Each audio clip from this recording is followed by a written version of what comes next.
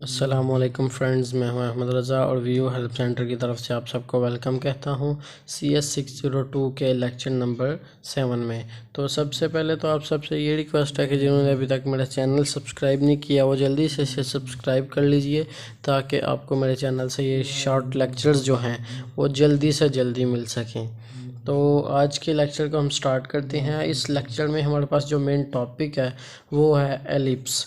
Ellipse पिछले lecture में हमने पढ़ा था सर्कल के बारे में, तो इस लेक्चर में ओवरऑल हम जो पढ़ेंगे वो एलिप्स के बारे में होगा और कुछ कर्व्स के बारे में होगा। सारे का सारा जो लेक्चर है वो इसी के अराउंड होगा। तो सबसे पहले पढ़ते हैं कि an ellipse is a curve that is locus of all points in the plane. The sum of whole distance r1 and r2 from two fixed point f1 and f2 separated by distance of 2c is a given positive constant 2a। सबसे पहले तो मैं आपको ये बता दूं कि इसमें हमारे पास दो पॉइंट्स होते हैं। इसमें हमारे पास डायामीटर भी दो होते हैं और पॉइंट्स में भी हमारे पास F1 और F2 जो है वो फिक्स्ड दो होते हैं। इलिप्स एक अंडानुमा शक्ल होती है जिसकी जो रेडियस होता है सेंटर पॉइंट से वो चारों डायरेक्शंस में एक जैसा नहीं होता है। तो अगर एक जैसा हो डायरेक्शन में, चारों डायरेक्शन में, तो वो हमारे पास सर्कल बन जाता है। और अगर सेंटर पॉइंट से एक्स और वाई की जहाँ पे वैल्यू ज़ीरो होती है वहाँ से लेके ओवरऑल जो हमारी शेप होती है वो उसकी पैमाइश एक जैसी ना हो तो वो हमारे पास ओवल या एलिप्स कहलाती है। This results in the two centre bipolar coordinates equation. इसमें हमारे पास दो रेडियस होते हैं r1 और r2। इन दोनों को प्लस करें तो हमारे पास इसका 2a यानी कि ओवरऑल एरिया जो है वो मालूम हो जाता है। इसके बाद है ये एक शेप आपको दिखाई गई है, ये हमारे पास एलिप्स की शेप है। तो इसका आपको मैं ये बताऊं कि एक तो इसका जो वर्टिकली है ये जो पैमाइश होगी वर्टिकली, ये भी एक हमारे पास रेडियस होगा और दूसरा रेडियस इसका जो है वो हॉरिजॉन्टल होगा यहाँ से लेके इस पॉइंट तक। ये जो दो पैमाइशें हमारे पास, ये हमारे पास एलिप्स में दो रेडियस होंगे और ये दोनों रेडियस को जब हम प्लस करेंगे तो इक्वल टू 2a आएगा यानी कि हमें ओवरऑल जो एरिया है वो मिल जाएगा। तो उसके बाद है parameter B semi minor axis. इसको सेमी माइनर एक्सिस कहते हैं और पैरामीटर ए जो है वो हमारे पास सेमी मेजर एक्सिस है। मेजर एक्सिस मींस के ये जो हमारा हॉरिजॉन्टल पैरामीटर है, हॉरिजॉन्टल जो पैरामीटर है ये वाला हमारा टोटल, ये हमारे पास ए कहलाएगा। और ये जो दूसरा हमारे पास वर्टिकल पैरामीटर है ये हमारे पास पैरामीटर बी कहलाएगा। Ellipse count. Ellipse put the equation in the particular simple form. Ellipse की हमारे पास जो इक्वेशन बनेगी सिंपल फॉर्म में वो होगी X square over A square plus Y square over B square equal to 1। ये हमारे पास इसकी इक्वेशन है। ये एमसीक्यूज़ में भी आ सकती है और वैसे भी शॉर्ट क्वेश्चंस में पूछी जा सकती है, तो इसे आप अच्छी तरह से याद कर लें। उसके बाद है एलिप्स ड्राइंग टेक्निक्स के एलिप्स को हम ड्रॉ कैसे करेंगे। इनपुट फॉर ड्राइंग एलिप्स के एलिप्स को ड्रॉ करने के लिए हमें कौन कौन सी चीज़ें इनपुट रिक्वायर्ड होंगी। वन सेंटर पॉइंट, हमारे पास एक सेंटर पॉइंट होगा, radius R X and radius R Y. एक सेंटर पॉइंट और दो रेडियस हमारे पास होंगे तो ही हम एलिप्स को ड्रॉ कर सकेंगे, क्योंकि वर्टिकली और हॉरिजॉन्टली हमारे पास दोनों अलग अलग पैमाइशें होंगी तो अलग अलग रेडियस होंगे। Now using these three inputs there are a number of ways to draw an ellipse। तीन चीज़ें जब होंगी तो एलिप्स को ड्रॉ करने के हमारे पास जो तरीके हैं उनको अब हम पढ़ेंगे। सबसे पहले तो है ellipse drawing using polar coordinates. Another way is to use polar coordinates r and theta for that we have parametric equation. हमारे पास ये नीचे इक्वेशन है, इसमें हमने x और y को फाइंड करना है। x is equal to X C means circumference होगा प्लस आर एक्स आर, और हमारे पास जो x का एक हमारे पास x का रेडियस होगा और एक हमारे पास y का रेडियस होगा। तो जो x का रेडियस होगा उससे हम cos थीटा के साथ मल्टीप्लाई करेंगे तो x की वैल्यू निकलेगी, और y इक्वल टू वाई का सर्कमफ्रेंस प्लस r जो y होगा हमारे पास रेडियस 2 होगा, उसे हम साइन थीटा के साथ मल्टीप्लाई करेंगे तो हमारे पास y की वैल्यू जो है वो निकल आएगी। तो x और y की जब वैल्यू हमारे पास आ जाएगी तो हम अपना जो एलिप्स है वो आसानी से ड्रॉ कर सकते हैं। ये हमारे पास 4 वे सिमेट्री है। ये हमारे पास एक ओवल शेप है, इससे ही हम एलिप्स कहते हैं। तो इसका आप देख सकते हैं कि ये वर्टिकली भी हमारा जो रेडियस है वो हॉरिजॉन्टली रेडियस के इक्वल नहीं है, तो इसलिए एक जो है वो हॉरिजॉन्टली जो है वो हमारे पास रेडियस ए कहलाएगा और जो वर्टिकल है वो हमारे पास रेडियस बी कहलाएगा। तो ये हमारे पास 4 ऑक्टेंट्स हैं, तो 4 वे सिमेट्री हम इसे कहेंगे। उसके बाद है mid point ellipse algorithm. Mid point का मैंने आपको पीछे भी बताया था, ज़्यादा तो इसे डिटेल में जाने की ज़रूरत नहीं है। पिछले लेक्चर में भी मैंने आपको बताया था कि 2 हमारे पास वैल्यूज़ होती हैं।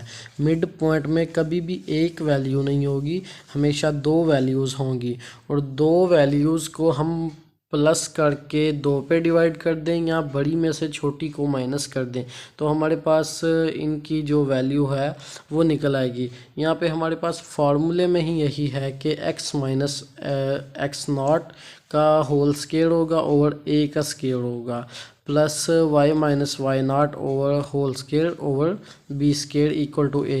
ये यहाँ पे हमें एलिप्स के लिए फार्मूला दिया गया है। सर्कल में तो ये था कि हम दोनों वैल्यूज़ को प्लस करके 2 पे डिवाइड करेंगे तो हमारे पास वैल्यू निकल आएगी। यहाँ पे बड़ी में से छोटी को हम माइनस करेंगे और ए स्क्वायर पे हम उसे डिवाइड कर देंगे तो हमारे पास उसकी वैल्यू निकलेगी। ये आपने फार्मूला जो है ये अच्छी तरह से याद कर लेना है। उसके बाद मिड पॉइंट एल्गोरिथम, ये हमारे पास एक एल्गोरिथम है। हमारे पास एलिप्स को ड्रॉ करने के लिए भी मिड पॉइंट का एल्गोरिथम है। इसमें हमें एफ एक्स वाई दिया गया होगा और रेडियस भी दिया गया होगा। तो इसके ज़रिए जो हमने पीछे पढ़ा कि बिल्कुल हम आसानी से जब एक्स वाई और थीटा दिया गया हो तो मिड पॉइंट एल्गोरिथम से हम बिल्कुल आसानी से अपना जो एलिप्स है या सर्कल है वो ड्रॉ कर सकते हैं। उसके बाद हैं other curves. Various curves function are useful in, ज़रूरी तो नहीं कि अब सर्कल और एलिप्स ही हो, हमारे पास दूसरे भी और भी बहुत सारे कर्व्स होते हैं, आर्क्स होती हैं जो यूज़ होती हैं, पैराबोला होते हैं, हाइपर पैराबोला होते हैं। तो इन सब के बारे में भी थोड़ा पढ़ लेते हैं। Data and functions, graphics and other graphic applications, इन सब में ये जो अदर कर्व्स हैं वो इस्तेमाल होते हैं। तो कर्व्स के बारे में हम पढ़ते हैं कि कॉमनली इनकाउंटर्ड कर्व्स इंक्लूड, इसमें इंक्लूड क्या क्या होता है कि conics, trigonometric functions, exponential functions, probability distribution, journal polynomials और सप्लाइन फंक्शंस। इन 6 चीज़ों में हमारे पास कर्व्स जो हैं वो इस्तेमाल होते हैं और अलग अलग किस्म के कर्व्स होते हैं। इनके बारे में भी थोड़ा डिटेल में हम जान लेते हैं। सबसे पहले तो कॉनिक सेक्शंस, इसमें जो पहली डायग्राम हमारे पास दिखाई गई है वो हमारे पास एक सर्कल की डायग्राम है, क्योंकि इसका जो रेडियस है वो सेंटर पॉइंट से चारों डायरेक्शंस में बिल्कुल एक जैसा है, तो इसे हम सर्कल कहेंगे। उसके बाद हमारे पास एलिप्स एच हमारे पास ये लिखा गया है कि हॉरिजॉन्टल के लिए। तो हॉरिजॉन्टल मैंने आपको बताया था कि जो लेफ़्ट से राइट की तरफ जो वो हमारे पास इक्वेशन ये शेप जा रही होती है इसे हम हॉरिजॉन्टल कहते हैं। और ये आप देख सकते हैं कि इसका जो रेडियस है वो चारों डायरेक्शंस में एक जैसा नहीं है। तो ये जो हमारे पास ऑब्जेक्ट होगा या डायग्राम होगी, ये हमारे पास एलिप्स होगी। तो नीचे वाली जो हमारे पास डायग्राम है ये हमारे पास एलिप्स वी है।